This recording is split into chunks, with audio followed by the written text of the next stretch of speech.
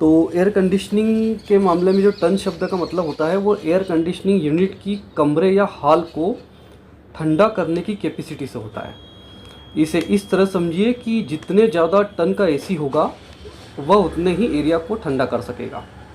1 ton के AC का मतलब है कि यह आपके कमरे को 1 टन बर्फ़ जितनी ठंडक देगा।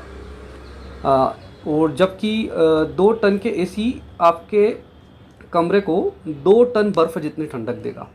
कुल मिलाकर अगर आपके कमरे का साइज़ बड़ा है तो आपको ज़्यादा टन का एयर कंडीशनर लेना है, लेकिन अगर आपके कमरे का साइज़ छोटा है तो आपको कम टन का ही एसी लेना है। इस वीडियो में हम आपको बता रहे हैं कि कमरे के साइज़ के आधार पर आपको कितने टन का एसी लेना चाहिए। तो आप बड़े ध्यान से समझें और बने रहिए।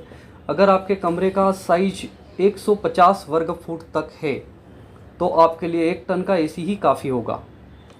और अगर 150 से 200 वर्ग फुट के साइज के कमरा है तो जो है वो 1.5 टन का एसी की आवश्यकता होगी।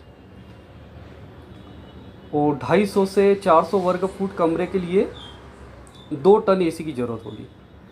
400 से 600 वर्ग फुट कमरे के लिए 3 टन एसी सही रहेगा। वही अगर आपके कमरे का साइज़ 600 से 800 वर्ग फुट है तो आपको बेहतर ठंडक के लिए जो है वो 4 टन के एसी के ज़रूरत होगी। यहाँ यह भी स्पष्ट कर दें कि इंसुलेशन और छत की ऊंचाई और खिड़की जैसे कारक भी कमरे के लिए जो आवश्यक ठंडक क्षमता पर असर डाल सकते हैं।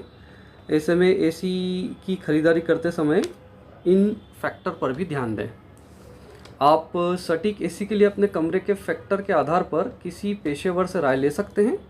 आमतौर पर ठंडा करने की कैपेसिटी ब्रिटिश थर्मल यूनिट्स यानी BTUs प्रति घंटे में मापी जाती है BTUs में, जिससे बड़े कमरों के लिए अधिक BTUs की ज़रूरत होती है। वीडियो अगर आपको अच्छा लगे तो लाइक करें और सब्सक्राइब करें, शेयर करें।